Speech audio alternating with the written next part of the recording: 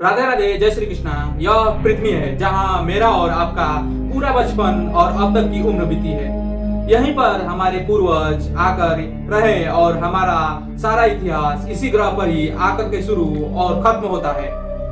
पृथ्वी या अर्थ हम इंसानों के लिए एक ऐसा घर है जहाँ पे हमने समूचे ब्रह्मांड को देखना और उसके बारे में सोचना शुरू किया। प्राचीन हिंदू धर्म हो या फिर आज की आधुनिक सभ्यता, सभी ने इस ग्रह पर ही रहकर अपना विकास किया और इंसानियत में अपना योगदान दिया। हम भाग्यशाली हैं कि हम उस ग्रह पर रह रहे हैं जहां पर जीवन की पाने की सभी कंडीशन और वातावरण है। आज तक हमारे वैज्ञानिक ब्रह्मांड में दूसरा पृथ्वी जैसा ग्रह नहीं खोज सके हैं। पर अगर हम पृथ्वी के आकार की बात करें तो हम यह नहीं कह सकते कि यह छोटी है या बड़ी है। 12,742 किलोमीटर डायमीटर कि यह पृथ्वी कई चंद्रमा और ग्रहों से बड़ी है, पर दूसरी तरफ यह कई सारे ग्रहों से छोटी भी है। पर अगर हम इसकी तुलना ब्रह्मांड में पाए गए दूसरे ग्रहों और कुछ ऑब्जेक्ट से करें तो यह हमें बहुत ज्यादा छोटी दिखाई देगी।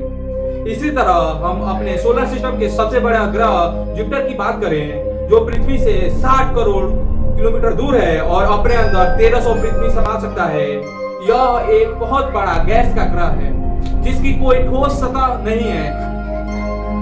भले ही यह हमारे सौरमंडल का सबसे बड़ा ग्रह हो, पर इसकी हमारे सूर्य यानी कि सन से कोई कंपैरिजन नहीं है। हमारा सन सोलर सिस्टम का सबसे बड़ा ऑब्जेक्ट है, जिसमें पूरे सोलर सिस्टम का 99.8% तक का मास समाया हुआ है। यह हमारी पृथ्वी से 3,33,000 गुना भारी है और अपने विशाल आकार में 13 लाख पृथ्वियों को समा सकता है। पर अगर इसकी तुलना हम आगे आने वाले विशालकाय ऑब्जेक्ट से करें तो हमारा सन भी इनके सामने एक हाई डेफिनेशन टीवी के पिक्सल जैसा दिखने लगता है। तो चलिए वीडियो में आगे बढ़ते हैं और इसी टॉपिक पे हम बात करते हैं जी।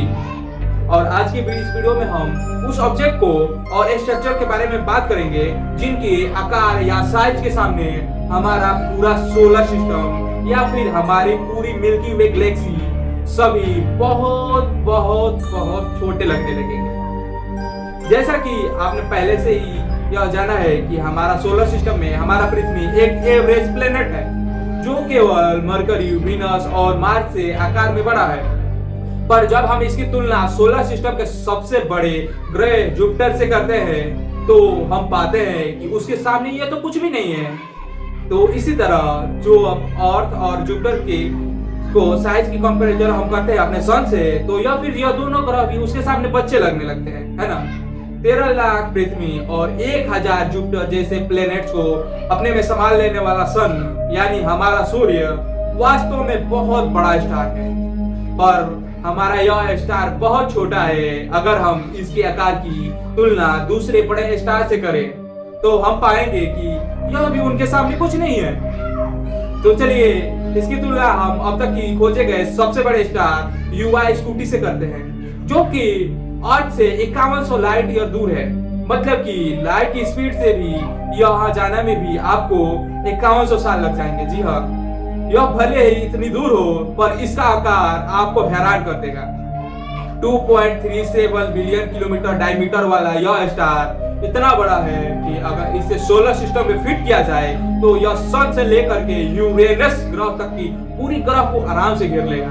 यह इतना बड़ा है कि इसकी एक छोर से दूसरे छोर तक लाइट को भी पहुंचने में 2 घंटे लगते हैं। जी हाँ, अगर हम इसका कंपैरिजन अपने तारे यानी सन से करें तो आप इस स्टार के अंदर कम से कम 400 करोड़ सूर्यों को आराम से फिट कर सकते हैं।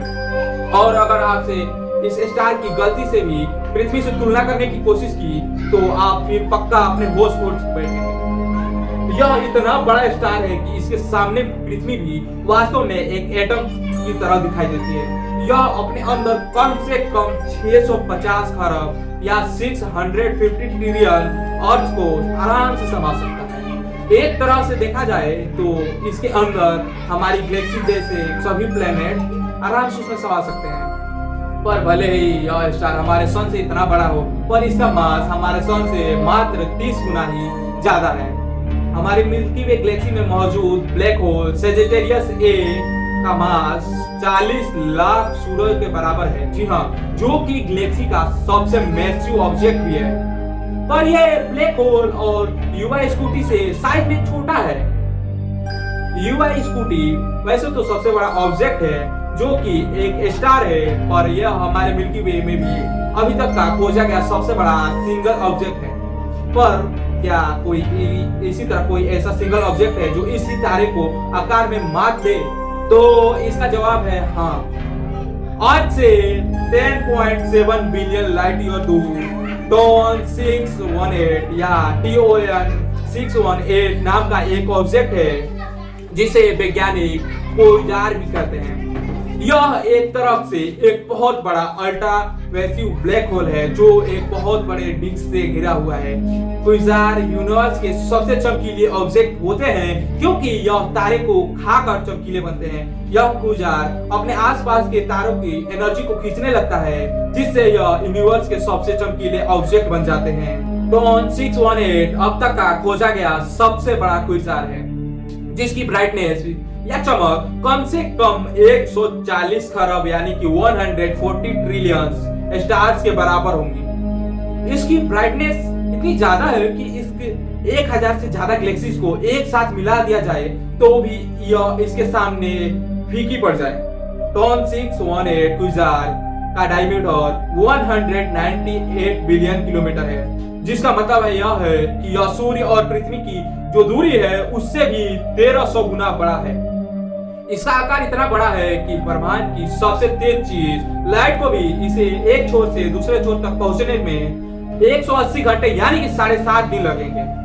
पर अगर आपने किसी भी तरह मन से इसे खुद ही स्पेसक्राफ्ट से पार करने का सोचा है तो आपको मैं बता दूं कि अब तक के सबसे स्पेसक्राफ्ट जो सबसे तेज है न्यू होराइजन से इसे एक चक्कर को पार करने में कम से कम 400 साल लग जाएंगे। जी हाँ, यह क्विजार इतना बड़ा है कि इसमें 4.5 लाख युवा स्कूटी जैसे बहुत बड़े स्टार समा सकते हैं। तो कुल मायनों में टोन 618 अब तक का खोजा गया सबसे यूनिवर्स का सबसे बड़ा ऑब्जेक्ट है जो कि अकेले ही अपने अंदर 46 सोलर सिस्टम को आराम से समा सकता है।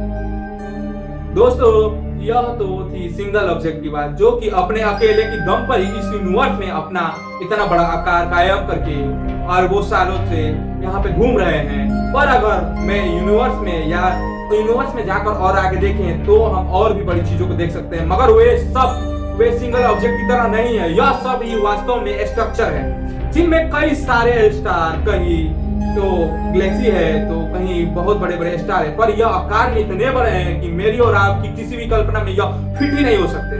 तो चलिए अब हम इनकी बात करते हैं। हमारी मिल्की वे गैलेक्सी में सबसे बड़ा नेबुला जो है वह कैरिना नेबुला है जो कि अर्थ से 6500 से लेकर 10,000 लाइट ईयर तक दूर है।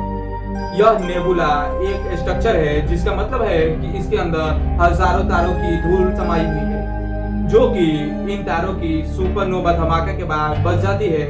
यह धूल या डस्ट के बादल इतने बड़े हो जाते हैं कि कई सौ लाइट ईयर तक का इनका फैलाव हो जाता है। कैरिना नेबुला भी इसी तरह का कई तारों का धूल से बना एक नेबुला है जो कि 460 लाइट ईयर में फैला हुआ है।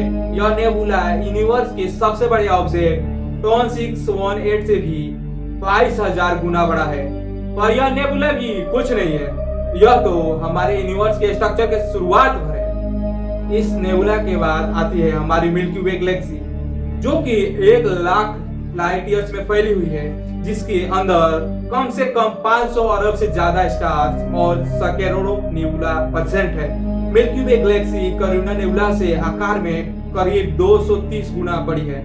मिल्की वे के बारे में एक फैक्ट यह भी है कि हम आज तक इसकी रियल इमेज आज तक नहीं ले सके और ना ही कभी ले पाएंगे, क्योंकि हम मिल्की वे गैलेक्सी के जिस हिस्से में रहते हैं वह बहुत छोटा है और हम केवल मिल्की वे का एक हिस्सा ही देख पाते हैं। और आज तक वैज्ञानिकों ने भी जो भी मिल्की वे गैलेक्सी की इमेज ली है वो दूसरी स्पाइरल गैलेक्सीज की है। जी हाँ, पर इतने बड़े आकार की मिल्की वे गैलेक्सी भी इस यूनिवर्स में नहीं टिक पाती है। गैलेक्सी की बात करें तो IC1101 अब तक की खोजी गई सबसे बड़ी गैलेक्सी है जो कि पृथ्वी से 100 करोड़ लाइट ईयर दूर है।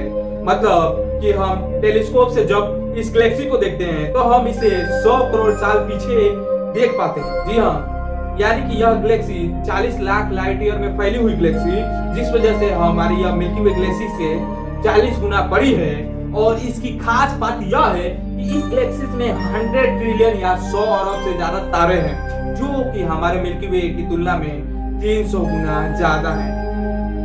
जो सुपर क्लस्टर का यह हिस्सा है उसे वैज्ञानिक लानिए का सुपर क्लस्टर कहते हैं। यह सुपर क्लस्टर इतना बड़ा है कि आपके होश उड़ा देगा।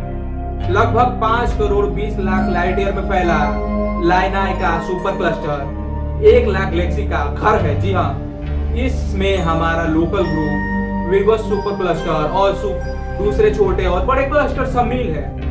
इसी कड़ी में जो अब तक का खोजा गया सबसे बड़ा सुपर क्लस्टर है वह थैलियम सुपर क्लस्टर है, जो करीब 91 करोड़ लाइट ईयर्स में फैला हुआ है और हमारे लाइट का सुपर क्लस्टर से 1.7 टाइम्स बड़ा है। और यह सुपर क्लस्टर भी यूनिवर्स के आकार के सामने कुछ नहीं है। यूनिवर्स में जो अब तक का खोजा गया सबसे बड़ा स्ट्रक्चर है वो है 10 बिलियन लाइट ईयर में फैला हुआ।